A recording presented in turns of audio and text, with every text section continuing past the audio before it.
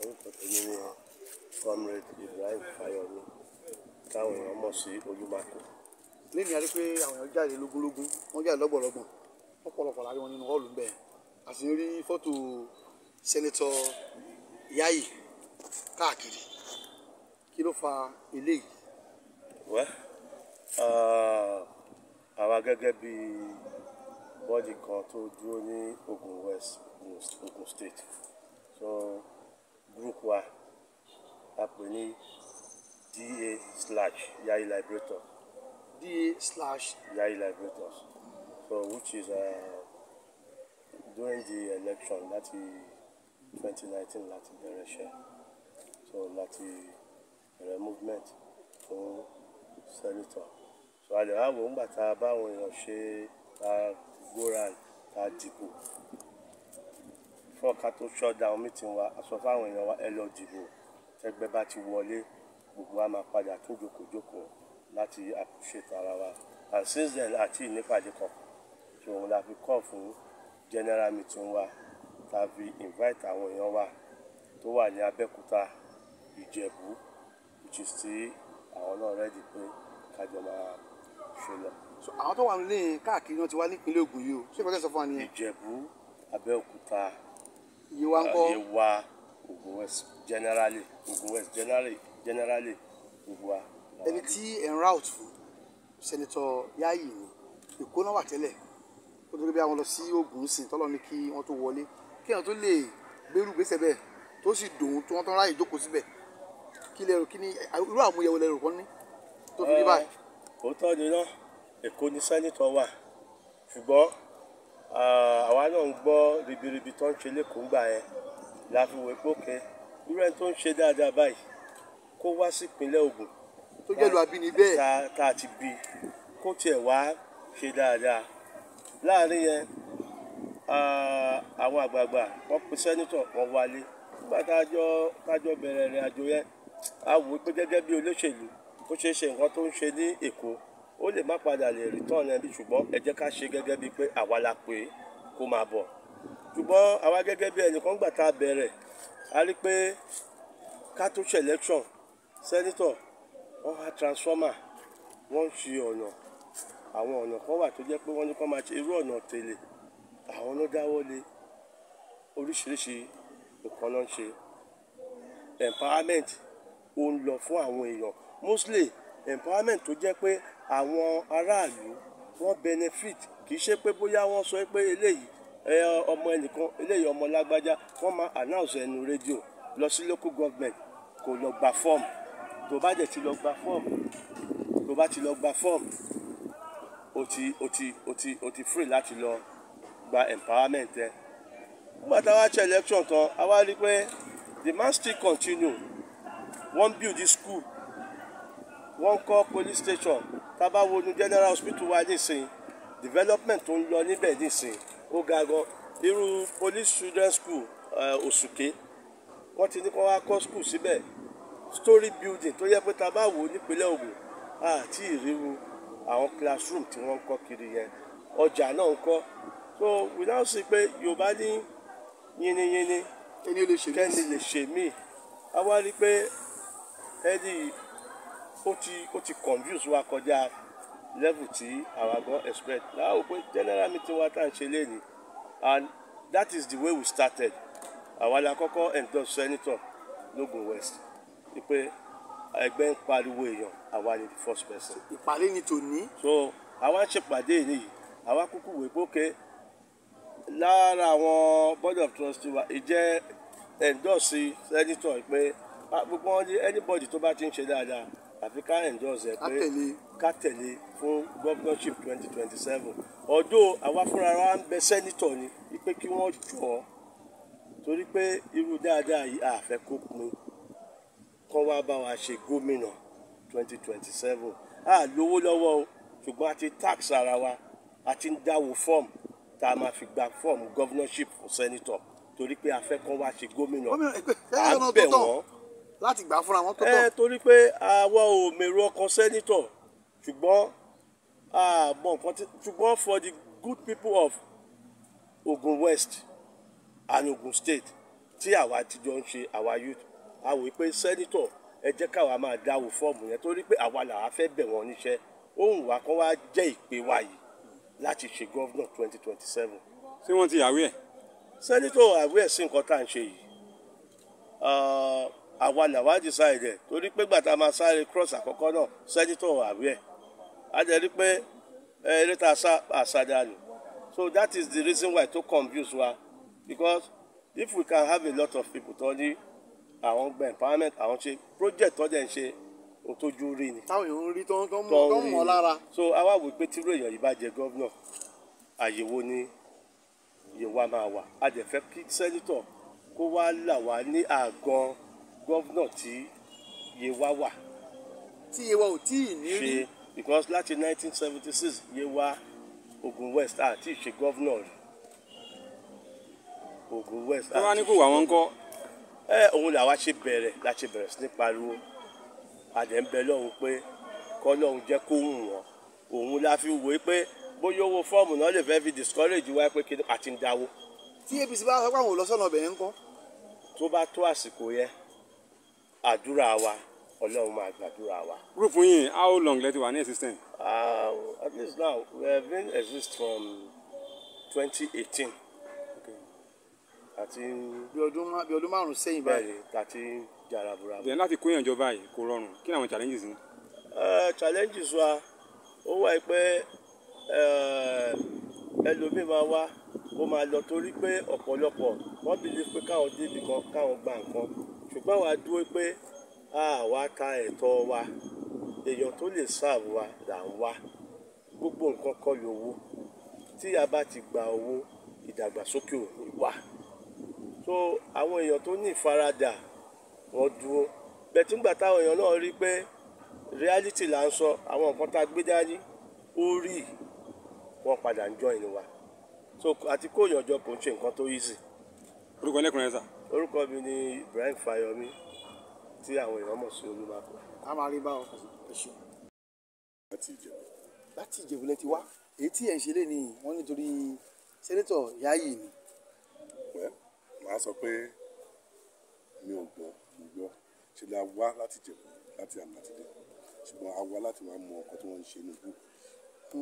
nígbà tá a dé adégúrùpù ti wà pé next power of Ìjẹ̀bú ṣùgbọ́n a ti ń gbọ́ pé àwọn iṣẹ́ fún Yayi ìṣẹ́ dáadáa àwọn gbọ́dọ̀ máa ṣe pàdé òkè àká tágẹ́tì wọn káwọn náà wọ́n. bó ṣe ń ṣe nǹkan tó ń ṣe gan.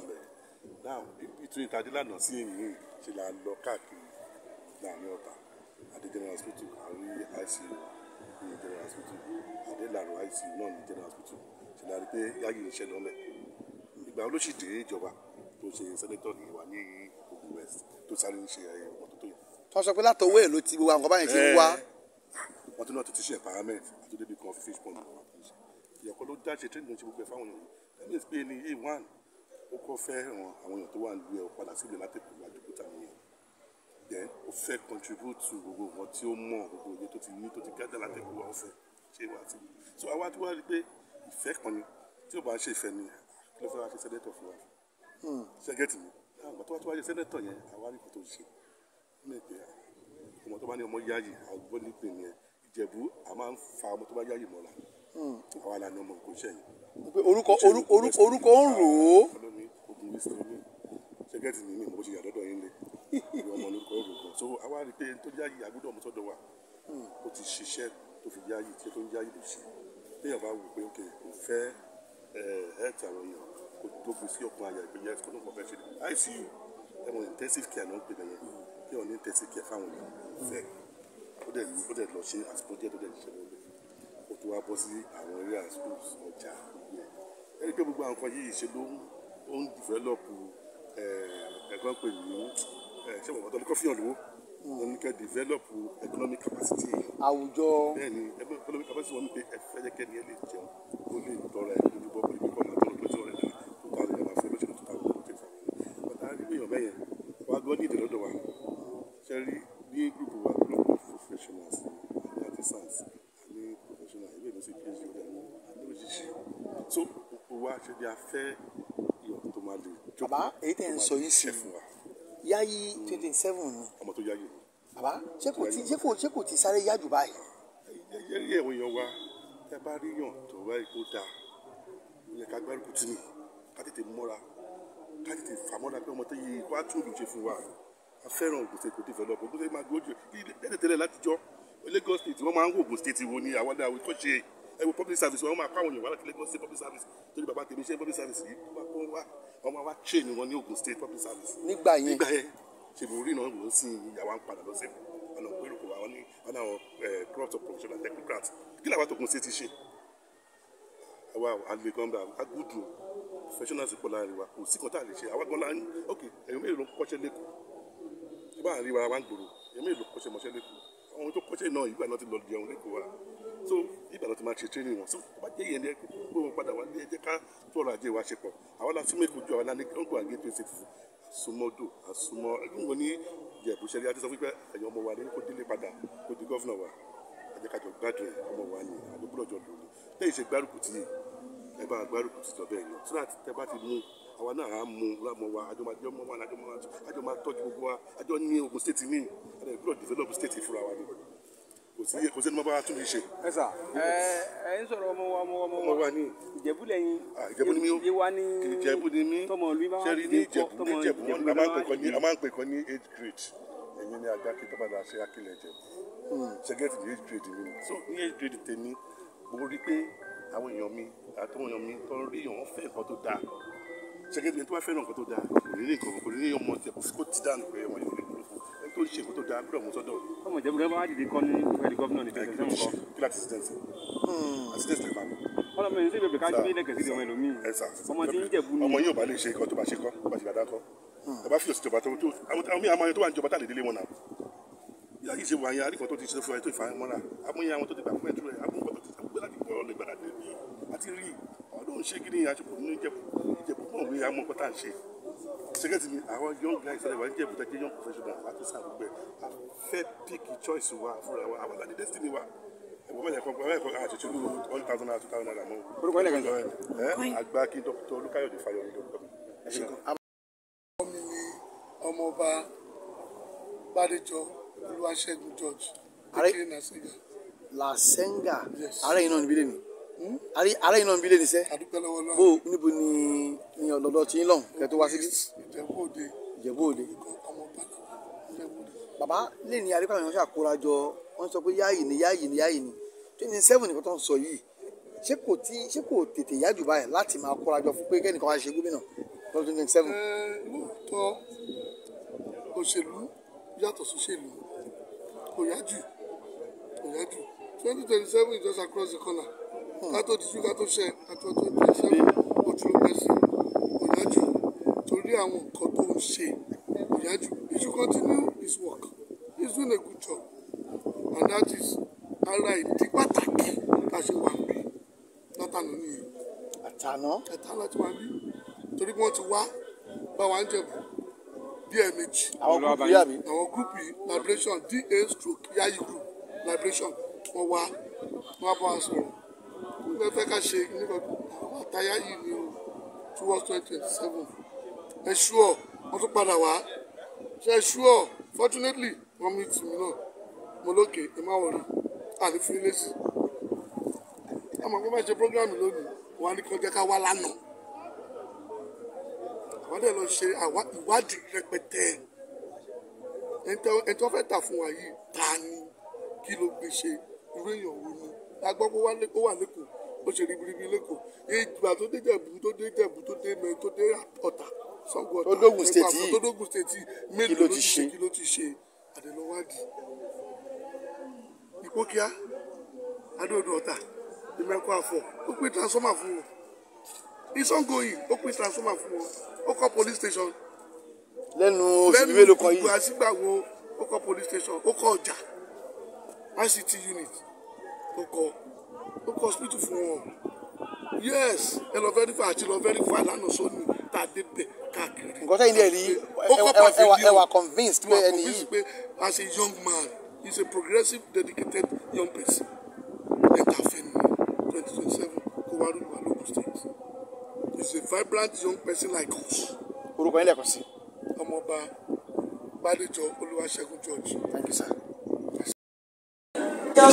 ẹjọ́ orí sọ̀rọ̀ ẹnu rẹ̀ ayé òní mú wọn sí olùmọ̀kọ́ sọ̀rọ̀ ẹnu rẹ̀ ayé òní mú wọn sí wọ́n sì lónìí tí ìwúsọ̀rìṣà sọ̀rọ̀ ẹnu rẹ̀ ayé òní mú wọn sí. ayé wọ̀ sọ́jọ́nu ayé wọ̀ sọ́jọ́nu.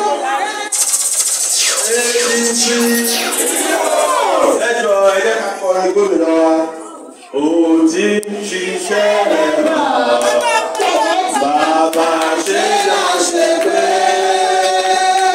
ó ti ń ṣiṣẹ́ rẹ̀ bọ̀ láyé wa bàbá ṣe láṣẹ pé ó ti ń ṣiṣẹ́ rẹ̀ bọ̀ bàbá ṣe láṣẹ pé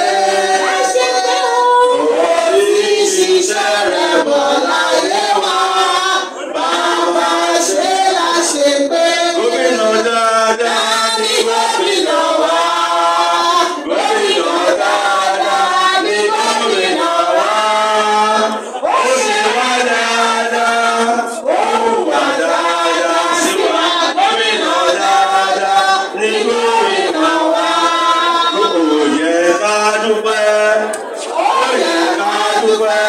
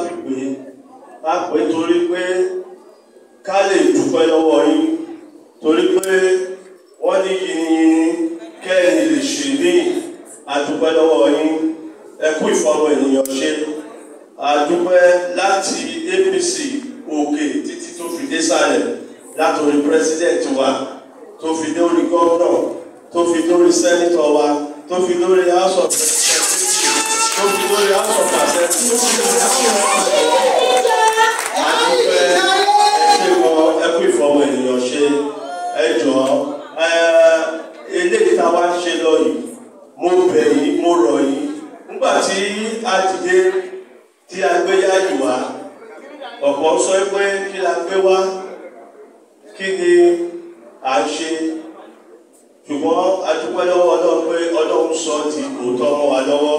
Thank you, Jesus. ká tó ṣe election ní sẹ́nitọ̀ ti ṣe oríṣiríṣi empowerment transformer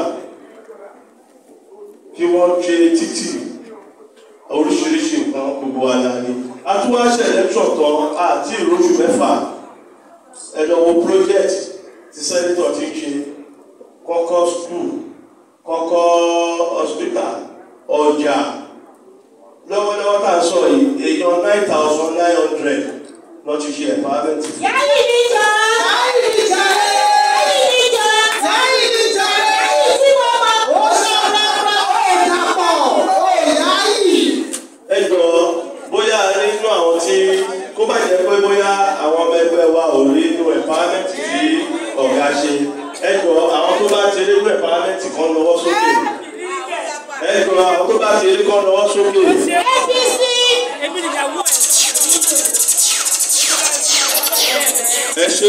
ẹ ṣé gan à ń fi àsìkò yìí sọ fún yín pé ẹ jẹ́ a máa ní sùúrù gan a máa ní ìfaradà ẹsẹ̀kẹsẹ̀ kọ́lé èèyàn jèrè ẹgbẹ́ díẹ̀díẹ̀ ni gbogbo wa la máa jèrè ẹgbẹ́ yìí o wọn ò ní fi orin tèmi ṣàpínlẹ̀ o ẹ jọ̀ọ́ ẹ jẹ́ ká ní ìfaradà fún ìtẹ̀síwájú èrè tá à ń lọ ìpàdé wa lẹ́yìn ó dá lórí pé torí pé ọ̀gá wa ń ṣe dáadáa wọ́n ní bí epo ẹni bá jó orí ajá tọ́kù ẹ̀ ká bá ní ká wò Yayi Liberators ds like Yayi Liberators tó jókòó lẹ́nu àwọn akọ́kọ́ polongo sẹ́nitọ̀ a lè dúpẹ́ lọ́wọ́ Ọlọ́run pé ọjà tá a polówó kò dojú ti wá ọjà náà sì kúta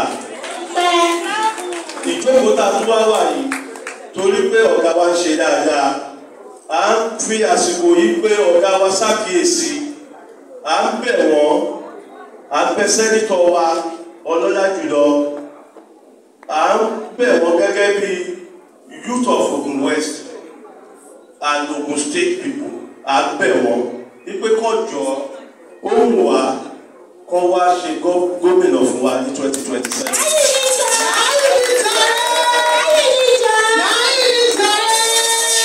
Ohun wa kọ́ wá ṣe gómìnà fún wa ní 2027. Ó dẹ̀ pẹ̀lú nǹkan tá a fi ń ṣèpàdé ilé yìí àwa ds like Yayi Liberators àwa dẹ̀ ti endorse lẹ́yìn pé a fẹ́ kí sẹ́nitọ̀ wa kọ́ wá ṣe gómìnà fún wa ní 2027. Ṣé àfaramọ́ àbá àfaramọ́ ẹ tó bá faramọ́ ẹ lọ́wọ́ sókè.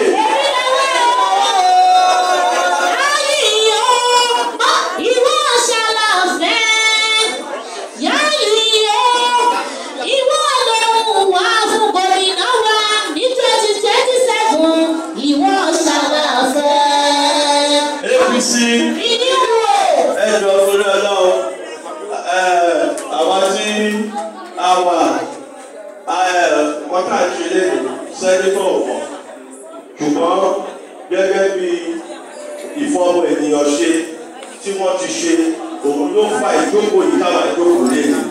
A lè fi àsìkò yìí sọ à ń bẹ sẹ́nitọ̀ kí wọ́n jọ ẹ̀rẹ̀ tá ń bẹ̀rẹ̀ kí wọ́n kọ̀ sílẹ̀ kọ́ wá ṣe gómìnà fún wa.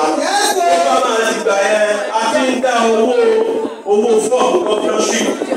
A lówó lọ́wọ́ o ṣùgbọ́n a ti ń dá àjọ díẹ̀díẹ̀ à ń gbà fọ́ọ̀mù fún wọn kí wọ́n wá ṣe gómìnà fún wa.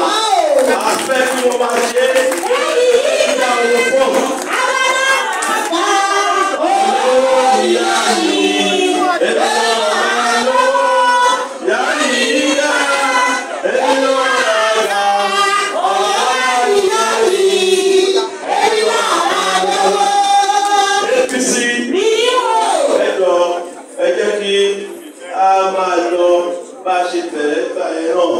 Torí pé kò sí ìgbà àásọ 2027 ó ti súnmọ́ wa tán àwa nìkan kọ́ la fẹ́ gbé àwọn èèyàn Ẹ̀gbá máa bá wa gbé Ìjẹ̀bú máa bá wa gbé ẹ jẹ́ ká tètè ké gbàjarì tó gbàjà wọ́n ní ẹlẹ́rù máa kọ́kọ́ kọfẹ́ àwọn akọ́kọ́ gbọdọ̀ kọfẹ́ wípé a fẹ́ kí ọ̀gá wa kó ṣe gómìnà kọ́ tó gbà lọ́wọ́ wa. ẹjọ́ torí Ọlọ́run ẹ jẹ́ ká máa ṣiṣẹ́ yẹn bá a ṣe bẹ̀rẹ̀ nígbà yẹn láàrin ara wa ẹ má jẹ́ kó fi kọ́kọ́ kọ̀ wá wọ́n máa ń ná àlẹ́ èèyàn tó lè ṣe gómìnà tẹ́lẹ̀ gbogbo wa la ní ìsìn àtìlẹ́yìn èèyàn tó jẹ́ èèyàn lọ́la nígbà yìí èèyàn tó jẹ́ èèyàn lọ ní o àfi ká sọ́tò kò tó wa a lè dúpẹ́ lọ́wọ́ àwọn bọ́dà wa tó wá láti Ìjẹ̀bú wípé wọ́n fẹ́ kí Yewa Àwórì Ogun West ká ṣe gómìnà a dúpẹ́ lọ́wọ́ àwọn tó wá látẹ̀dá gbogbo yín pátápátá la kí o ẹ̀yẹ́dọ̀ torí Ọlọ́run ẹ̀yẹ́ ìjọba gbogbo ìgbà tí ẹ bá ti gbọ́ ìpè wa ẹ̀jọ̀ kẹ́ máa dìde o APC. Àwọn kò lè ṣe káwọn má dìbò fún Yayi. Àwọn kò lè ṣe káwọn má dìbò fún Yayi. Ọmọ wa ló dé adé ọmọ sọ̀rọ̀ wọlé. Àwọn kò lè ṣe káwọn má dìbò fún Yayi. Òun ló mọ̀ ọ́. Ó yẹ ẹ̀sán fún Yayi yó.